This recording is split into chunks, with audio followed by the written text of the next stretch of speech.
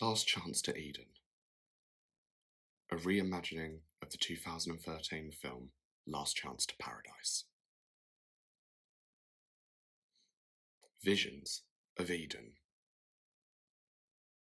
With a desire at last, I have to combine with nature and a need for the natural flow, the natural rhythm of the earth. How I wish finally to swim in oceans that I've never swam within before. How I wish to climb mountains never ascended, to tread valleys never explored, to gaze at stars never admired. An urge to consume wholesome, natural foods grown of the soil, to drink fresh water rather than sugar, to dream all the dreams of bliss that I've never dared dream. The earth, our natural habitat, our natural environment, has never sounded so good, so pure. And now, all we can do is dream of how it rotated once before. I want to spin with the world in a way I've never considered before, to venture deep into jungles, warring with vine and sago palm, to meet the natives and disappear off track with them. I want to navigate through empty dust bowls far removed from the modern West. I dream of wood-carved, trees hollowed, art upon verandas. I dream of northern lights, and deep heat southern nights, and eastern meditation nights. Of waterfalls I want to brace, unheard cuisine I wish to taste. Mountains high, of which I'll watch the world from. Tin cans above clouds, of which I'll watch from. Of low-light pollution, of which I can view a whole galaxy far greater than I.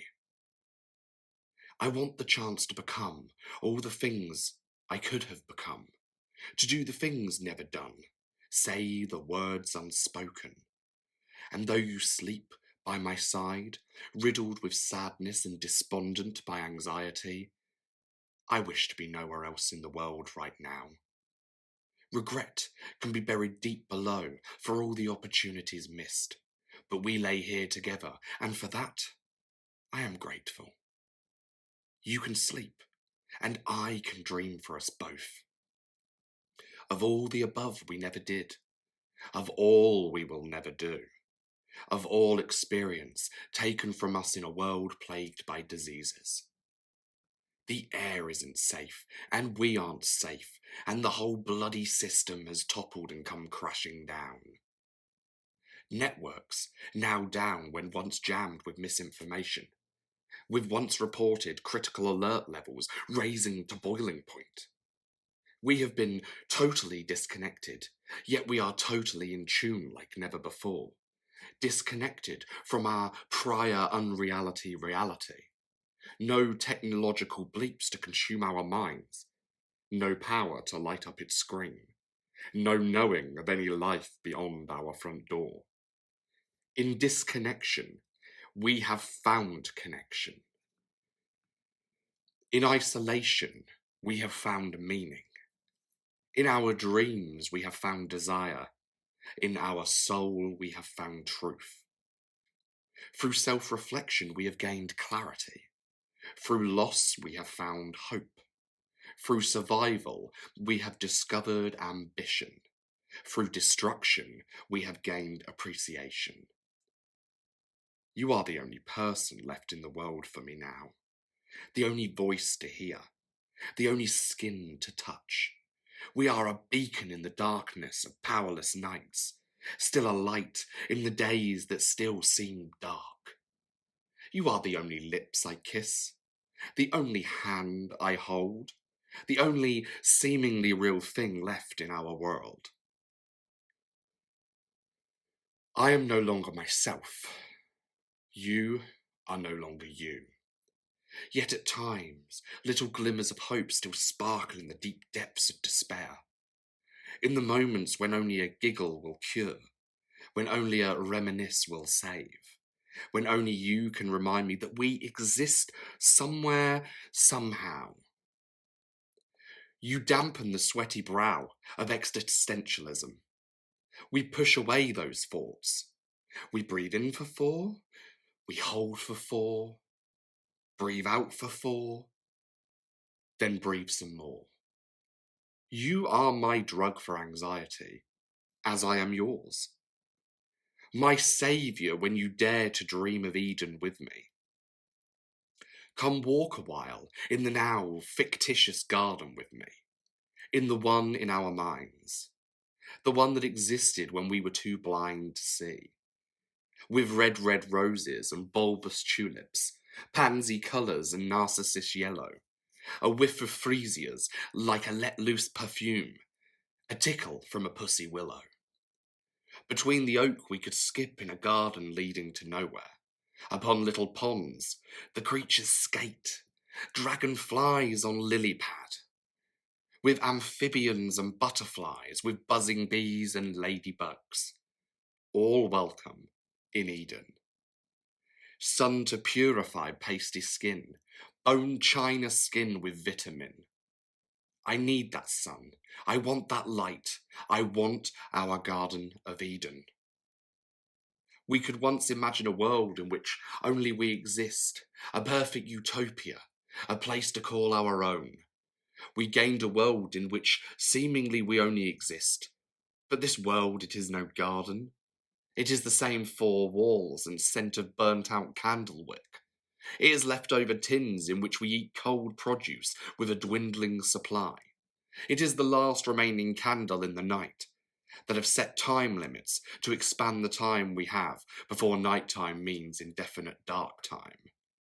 Pitch empty black is coming, in which I can fumble for your hand to know I don't wallow there alone.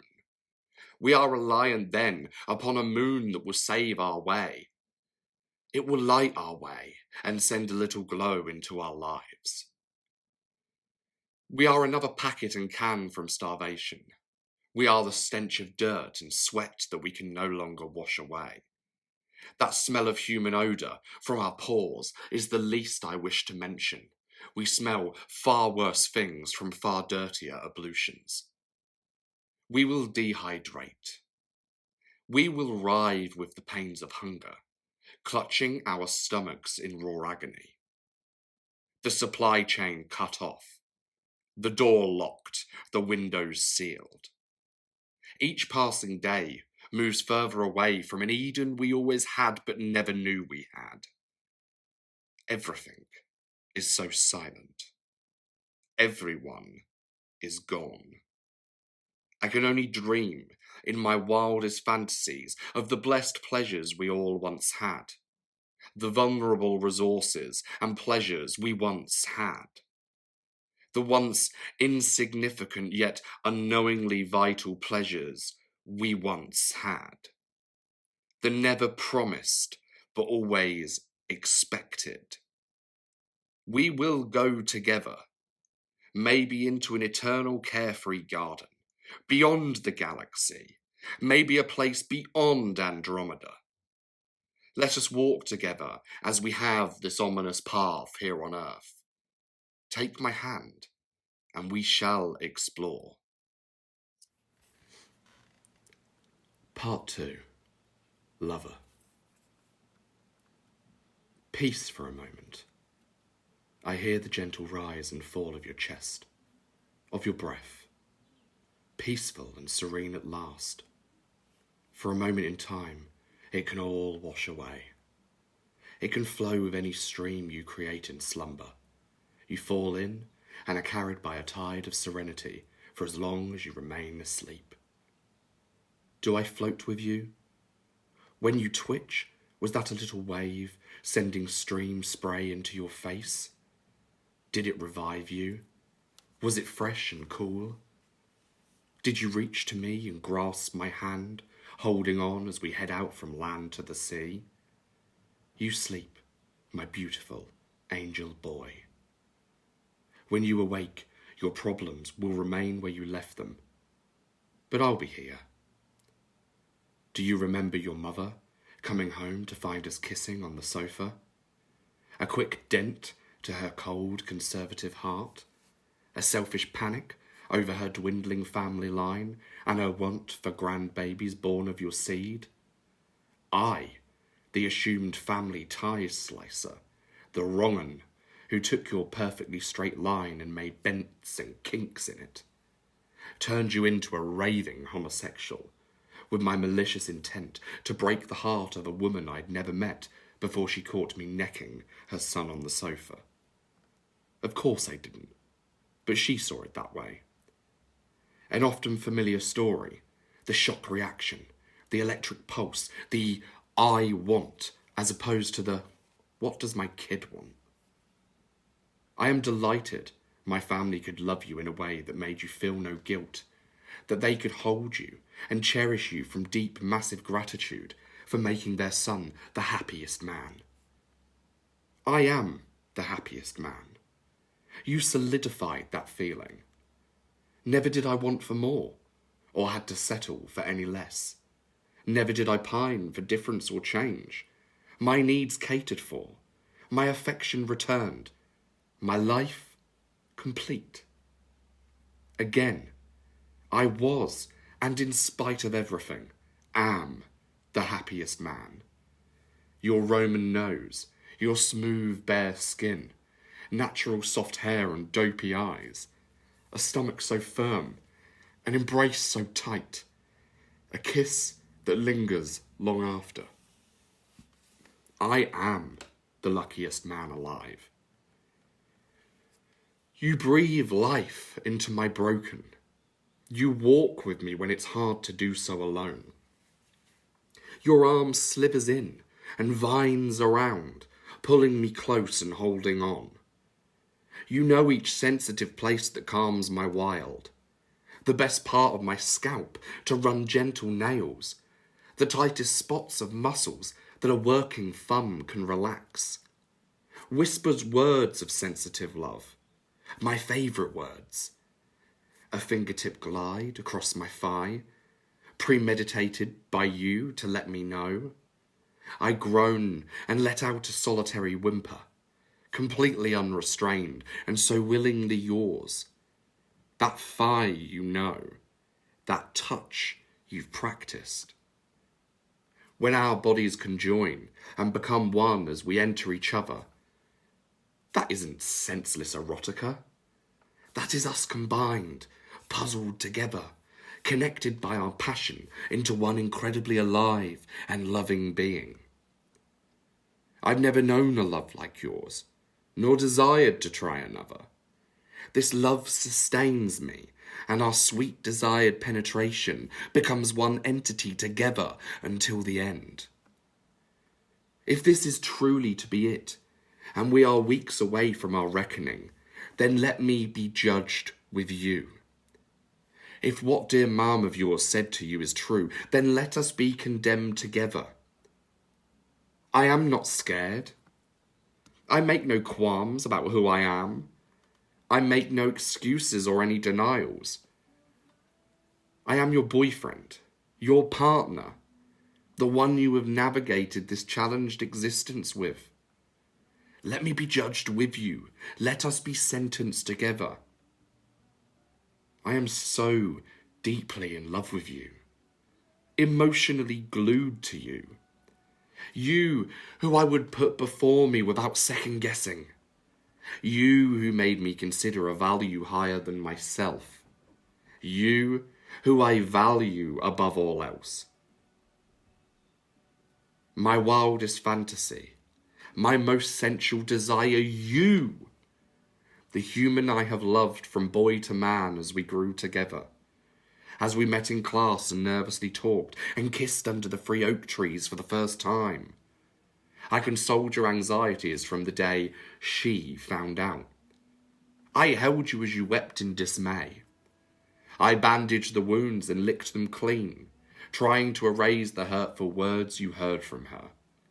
Us together, chased by the bullies in the park for the first time, gay boys, faggots, and the rest. We heard it all, and together rinsed away the bloodstains from one another's lips and t-shirts. Our first shave, our leaving school, our first jobs, our long chats in the park, our first time. Valentines, holidays, birthdays, road trips, successes, disappointments, challenges, all of it together. Here we stand still after the oblivion. Unprecedented hell on earth, unimaginable, but for the movies on our screens. But here we lay, having endured it together. We grew together, we loved together, and we will end together. Let us be judged together. Part 3. Love Letter. So there is a glimmer of hope, and someone made it. The earth kept rotating, and by chance, you are reading my waffle. My love letter to a nameless, faceless mate who sleeps beside me. My lost love letter to hope and regret and dreams and loss and the slim longing of another chance. A chance but another go. A single last chance at paradise. You opened its pages and tore it back, hoping to escape to another planet, where I told you a story and served it all up on a platter for you. No such chance. I haven't the words for that. I have words for these affections I feel. I have ideas and concepts of how I wished it could have been. Only the meandering thought process squirts out onto each page. Irrelevant to you, maybe. But if something did continue, if you found your way, then you don't need my story. My story is your story. One that's seen so much loss and questioned so many things.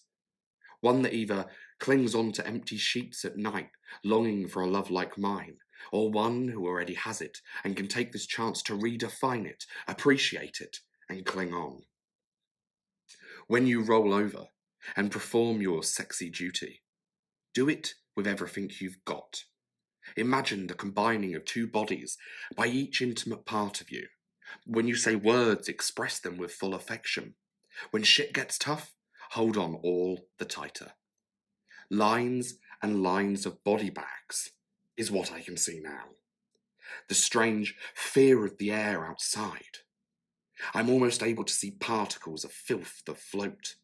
As people grew scared, the line between rational and irrational seemed no longer present.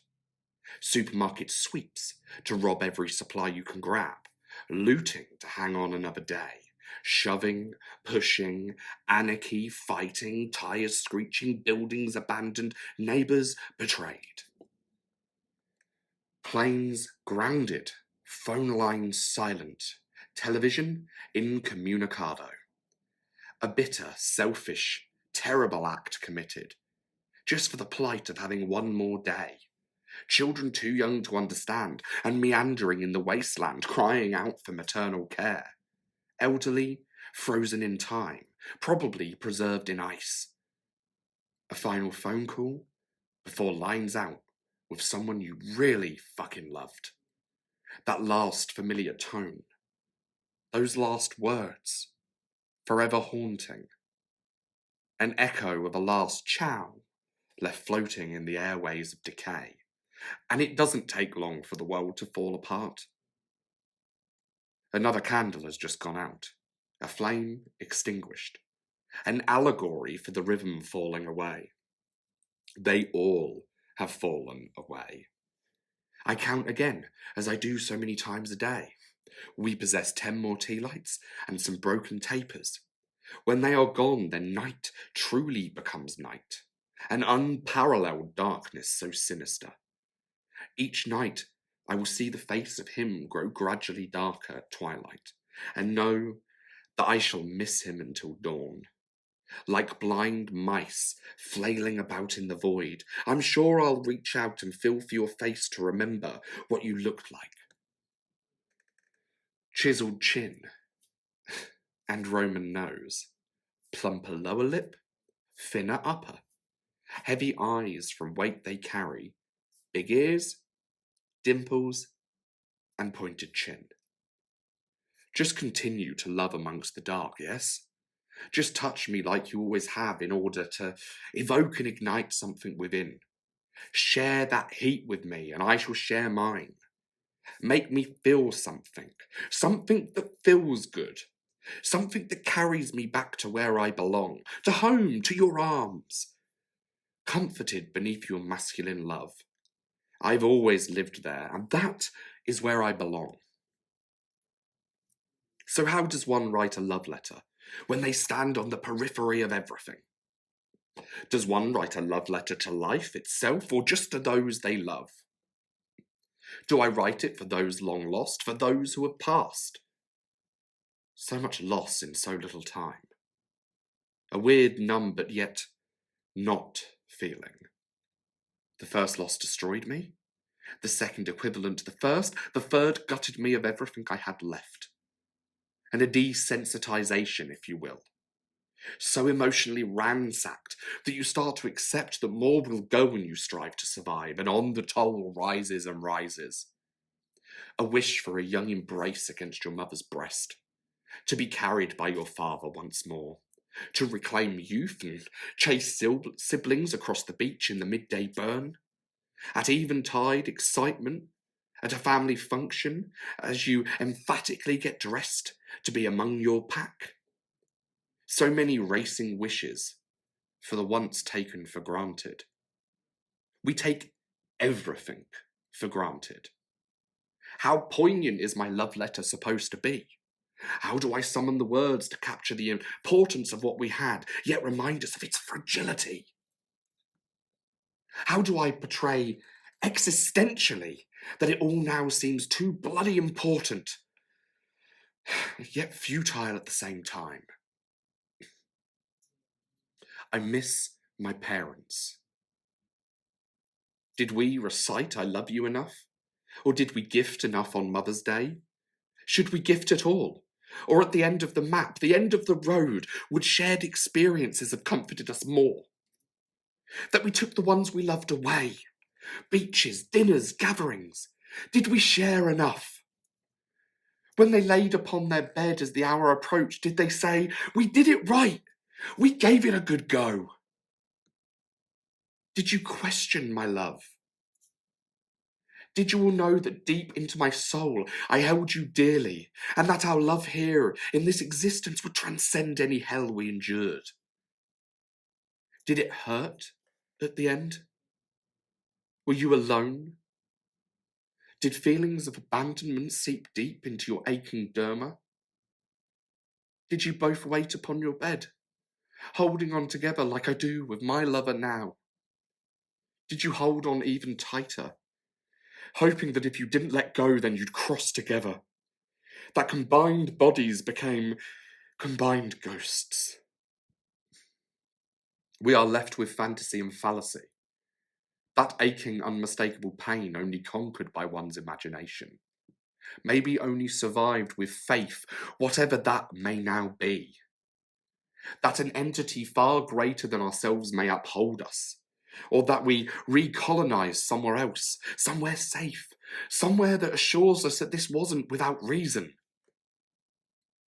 I write a love letter maybe without purpose. I write for all the lovers and all the lost, for experience, for assurance that we all did indeed exist. This lost love letter may never be found by viewing eyes. Its only purpose may be to comfort me for just a few hours or more, and if so, that is fine. If these rambling, meandering thoughts stay locked in the cage of my mind, then surely I shall combust spontaneously from a thought process of strife and a heart of woe. My love is not woeful. It is real. It is real, and I know it's real, for the rich that love that I feel so strongly inside. It is important for me to preserve such feelings before the hardest days yet to come arrive. Anger, rage, and a sense of abandonment will not help me now. It's important to cling on now, more than ever, to affections that made me, built me, sustained me, and will now see me to whatever awaits. We as humans can't just drop ourselves into the oceans of life and treat it any old way. We have surely learnt we are effervescent. We fizz and dilute because we are not stronger than her.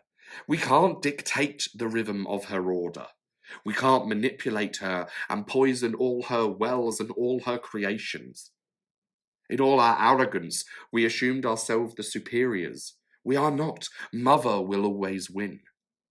She is the storm, she the blizzard, the crashing waves, and she the slithering vines. She is the seed, she is the dictator. With her she carries gifts of nature, our fellow creatures that walk among and beside us. She is the giver and the taker of all. Mother Nature is not answerable to us. We are surely answerable to her. When we clog her airways, pollute her rivers, poison her oceans, and dirty her sky, she reacts. She is the generator we created. She is the matriarch in which we should have respected. The frail old girl in which we should have pampered. The fragile structure of limb and life we should have handled with care. What she offered so freely is what we needed. Yet in spite of an indisputable truth, still we cook her creatures and tamper with the elements. A sky to fly and the seas to navigate. Behind us all a trail of pollution, grime and smog.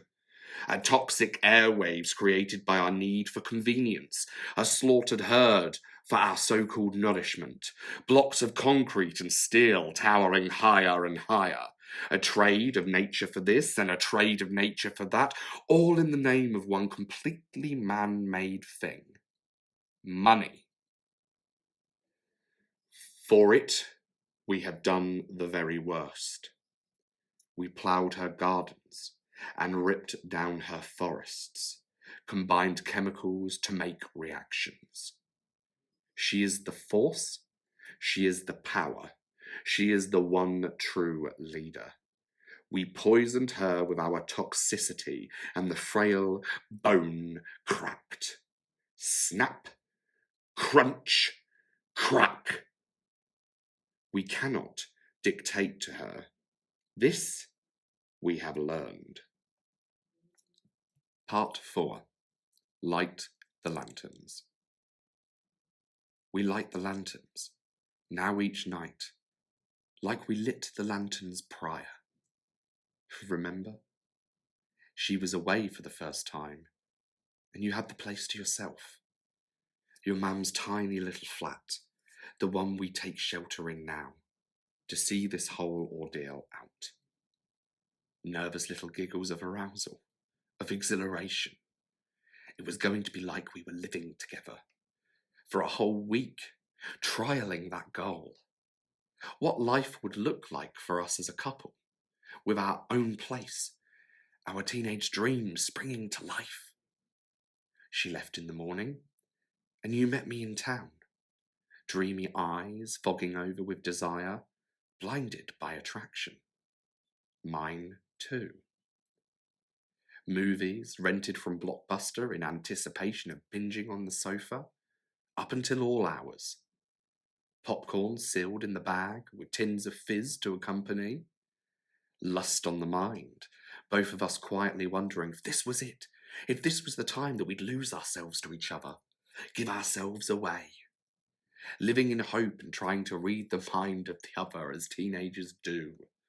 Loins alight by youthful curiosity and wanting to break the barrier between our current pastime of tonguing and dry humping and move towards something more intimate. That there, right there is the picture I preserve of our youth. A young couple moving blindly through the world, navigating their romance without a need to question the bigger, uglier uncertainties of life, not caring. The innocence of youth is one of the greatest gifts given. When the hurt and betrayal and realization of disillusionment kick in, that's when you know those days have come to pass and you'll never retrieve them. In spite of that depressing observation, the gift is that we carry those times of frivolity with us. We as a couple certainly have been able to be fortunate to grow from teens to men together. Our world matured naturally, as it does, But it's easy for us to recall those childish times. We lived them together, with takeaways scoffed, of melted mozzarella and dippy garlic sticks.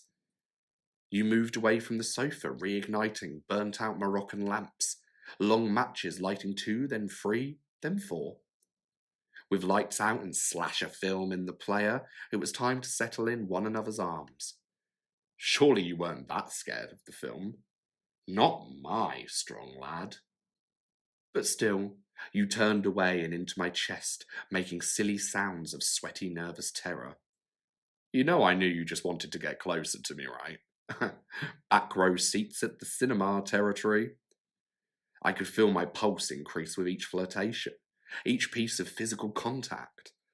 An unspoken goal was in place, that of the first time a parent wasn't present to supervise 2 randy teenagers. When would it happen? How? Who would initiate? Now in hindsight, I realise we all just play that game of cat and mouse, leaving the titillation to reach a fever pitch before one kicks in and straddles the other. Will you just leap upon me? Will we lay talking in bed, bodies getting closer, noses nearly touching, until one goes for it and launches at the other, planting luscious pinky lips upon them? Do we leave it right up until just before sleep time? How long does it go on? What if you don't like my body, or what if one of us is bigger than the other? What if all this teasing and nervousness just means I spunk in my pants in minutes and you dump me in disappointment? They were all the thoughts. It's laughable now. All these rituals we go through, these rites of passage, they are a wholesomely common experience for teenagers. Just imagine if some fucking parent had just told us it was all natural and normal rather than shying away from the issue. Would have saved us all a lot of pondering. Or is that pondering and insecurity and desire form just a part of what we need to grow? A fundamental lesson that we can take much from? Would I change anything given half the chance? I don't think so. I enjoyed being a teenager. I weirdly enjoyed all those nerves and all that wandering. All those cheap ciders and alka-pops, funny cigarettes and adventures with you. All those bedroom hand jobs, then the race to get dressed as we hear a parent come through the door downstairs. All those late night deep conversations we stayed up having, thinking we understood how shit went. And now I giggle as I realise we understood nothing. It would be amazing to have recorded those chats so we could sit and howl together now. To have videoed the sultry faces we'd pull at each other, the trying to impress one another, the sounding off about things we'd heard in movies but actually had little understanding of. Being young is good. Being naive is a privilege. If you told me then what I know now, I wouldn't have believed you. It would have been too ghastly to fathom. Even an adult couldn't have fathomed it. If you told me we'd light the lanterns as our final source of lighting to see one another by night, I'd have told you to write a script for a film. But as the patterns twinkle and dance upon the walls, shimmer and glow in the reflection, its light is a reminder in the dark. These same lanterns that you lit 10 years ago, that continue to light the way now, continue to send me back to a place that I can appreciate. A place where there is only happiness. A place where there is only life. A place where only joy can be found. These lanterns light far more than this dark room. They remind us that love can be cherished and held on to, even in the blackest, most agonizing of nights. Elements. Part 5. As I sit here, I can still hear cats screeching outside in alleyways, clawing at each other, gouging the eyes of rivals out. I hear dogs bark in abandoned yards, howling painfully out for companions now gone. No cars have been heard for weeks, no sirens in the distance, no screaming or shouting at all. The silence is maddening sometimes. A lightning and thunderstorm raged back a few weeks ago. Never so loud had it been heard. As animals ran for cover, and the streets and backyards became empty, the thunder cracked and rattled windows and gates across the country. It was an angry thunder that wanted to be heard, would be heard. I could see his face every time lightning cracked its whip and lit up flashes in the room for just seconds. Gradually, the penetrating thunder fell away. It all falls apart. Falls away. Just like that thunder. We all separated, growing farther and farther apart, until only there was silence. Only us. People used to live on this street. Behind closed doors, they got on with their lives, whatever those lives entailed. People once walked outside and moved in a way that was only unique to them. People once purchased food in shops, ate in restaurants, talking above the heavy chattering clatter around them. They cashed in checks, and money passed from palm to palm. People purchased houses and painted walls, drove cars and changed them often. Deals were made, politicians bickered, continents exchanged goods, groups formed alliances. Powerful men made insincere threats of war to barter for what their nations needed, wanted. Even in spite of world wars of past, people heeded no warning and didn't live in fear of monsters able to cause catastrophes beyond our wildest imaginations. People banked, people shopped, people lived out a 9-to-5 existence for the pittance they were told they deserved. What they were told they were worth. But none of it matters anymore. It didn't matter then, and it sure doesn't matter now. Not when you consider the destruction. Not when you consider the opportunities past. We now consider the bonds we built in the natural world of the highest importance. It always was. Learn before it is too late. Just one of many throwaway comments with such value, just repeated so often that they became meaningless. Don't wish your life away. Here for a good time, not a blah blah blah. All true, all spoken, all really unheard. I hear it. I see your face. And the tune of your voice. It rings in my ears with echoes. I hear the earth. I hear the voices, and they merge into a messy muddle of what should have been, or could have been, or would have been. When all is said and done, as the old saying goes, the pawn goes back into the box with the king. Your money, or status, or power, it didn't honour you with any separate fate. We are poor. We are still here. You are wealthy. Where are you? It would seem hell does not discriminate. We are men of flesh and bone. This terrible ordeal views us as only that. You just twitched again in your sleep. By this small flicker, I write, trying to be quiet, trying not to wake you. You are so beautiful. You've been mine for a long time. Are mine. Will be mine eternally. We sit on this ledge and wait together. We will be pushed. And then when we are pushed, we will fall away. Together. I love your lips. Did I mention they are my favourite? So pinky and perfect and cute and lush. They've always been my favourite. They speak words of comfort, and when they don't speak, they touch mine and say everything without any words. What are your favourite things now in retrospect? What do you cherish beyond all else? Have you asked yourself? What will you miss the most? What ignites your own cyclone inside, mixing feelings and sensations of pleasure? If you had to be honest, what would it be? Does music make you connect like it does I? What connections are the real connections in your universe? When I look out of the window, there are things that are just out of reach. I want to be there. I have been there and I want it back. When I look beyond the skyline, I want to know what is there. Why didn't I go after it?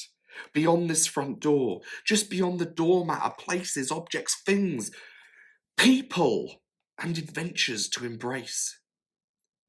Did you leave them undiscovered?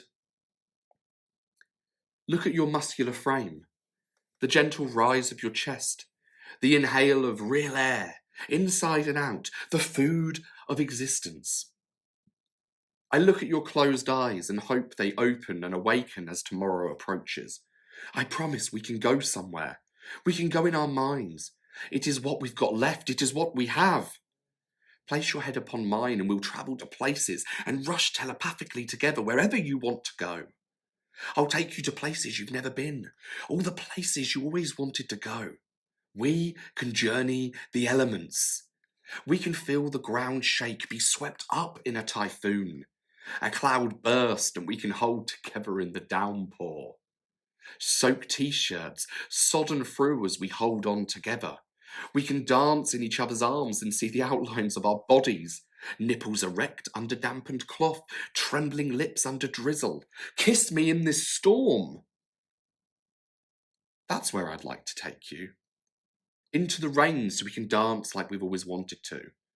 Where shall we go? Would you like a beautiful sandy stretch of land with crystal clear blue sea before us? Us isolated under a torrid heat, listening to the sounds of birds we've never heard?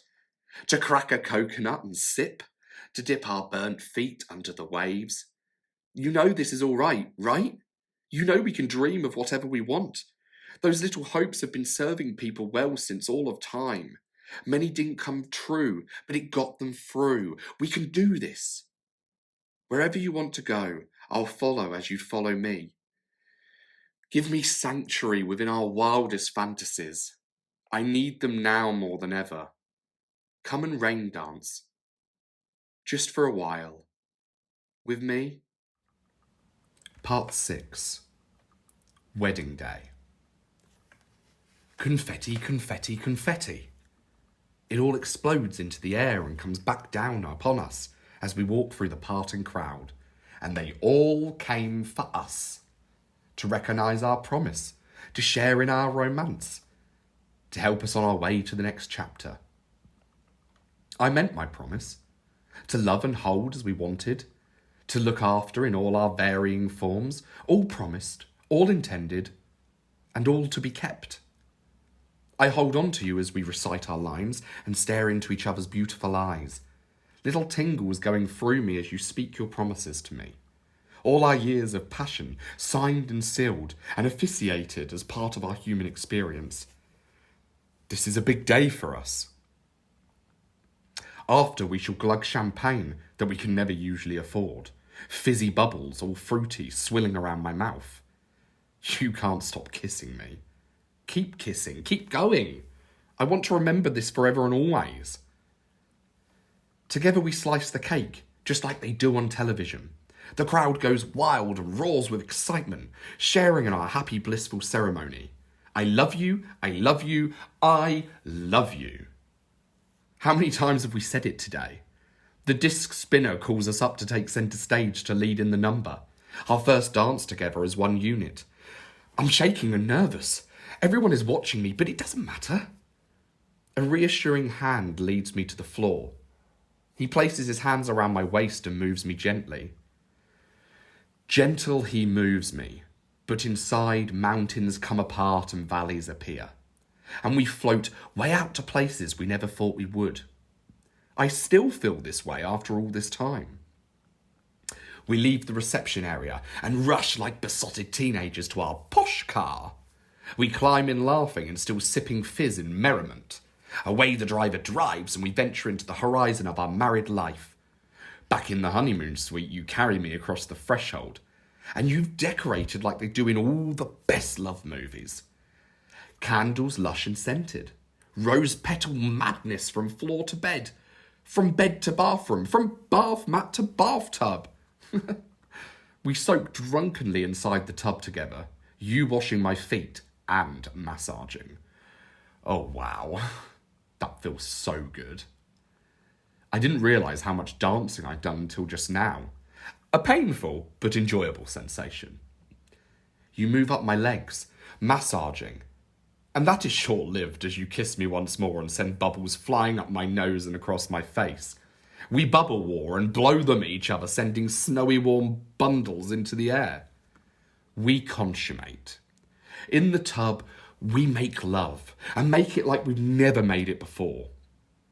It's long and wet, and you've never been so loud. You are consumed by the whole day, the overload of our harmony. I thought they all sounded corny when they said it was the happiest day, when they dribbled on about it being a day they'll remember forever and always. I was wrong. This has been the best day. I spent it with you. We fall asleep naked upon the bed, cocooned in duvets and pillows, arms and legs all in a tangle as we web together. You captured me completely. Can you imagine this day? I can. I so wish we'd made it.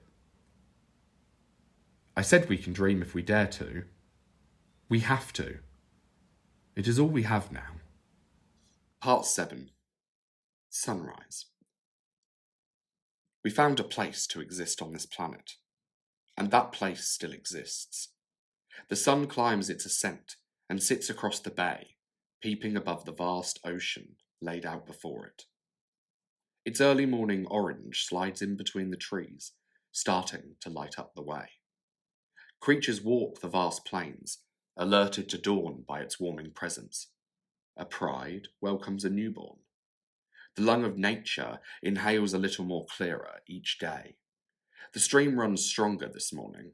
The waves calmly breathe in and back out again. The rocks don't even seem to fall from the cliff as they did before. The land has stopped sinking. A flock of birds fly by the sunrise, able to migrate to anywhere suitable for them. Fear is gone. Everything in the universe fears a little less now the bully has ceased to exist. The world will continue to spin, and this sunrise brings an ownership to another species unaffected by the catastrophe. It is their world to take now. She will regenerate. She will restore. Her fragile bone structure will grow stronger without us present. Others will sleep peacefully tonight, and plants shall grow in all magnificent hues of colour. Within time, an unimaginable beauty shall return. Even back where urban chaos once reigned, those plants will take them, and within, they shall create the most beautiful art. Our leftover signs of our time here shall look better than they ever did before. Nature will take them all. This sunrise this morning will bring with it a new age. Not an age of man, but an age without interference. There will always be a sign somewhere that we once walked here, but our demise became Earth's only hope for survival. That was our greatest act. Petals will glow at night and beam with each morning. A sky will reflect blue and be clearer than it has been since the beginning of time. Oh, sunrise, look at you. Toby sits beside me on the rooftop. The first time we've tasted the air and felt the breeze in an incredibly long time. I think. His arm cradles around my waist, and our heads lean in pressed together. Orange has penetrated the horizon, making the most incredible patterns across the sky. Not a moment can be wasted. We will sit here a while and watch the whole new day enter in. What will be, will be. He kisses me, and we give each other a weary smile. He is weak, and I will carry him for however long I need to. We both can see before us that a beauty is still present, that a promise of tomorrow is still lingering in the air. However that tomorrow will look, it appears that something here shall remain. We have existed, and in the time we existed, it did matter. We mattered. Toby mattered to me, and I to him. I walked still in an Eden. It was always present to those who wished to seek it. Our minds are made. We will walk out into the landscape and keep walking for as long as our feet will take us. There is nothing here in these four walls anymore, but there is still plenty out there. What will you write? Fear has been overcome. The only last fear that remains is the inevitable. How we face that depends on us, together.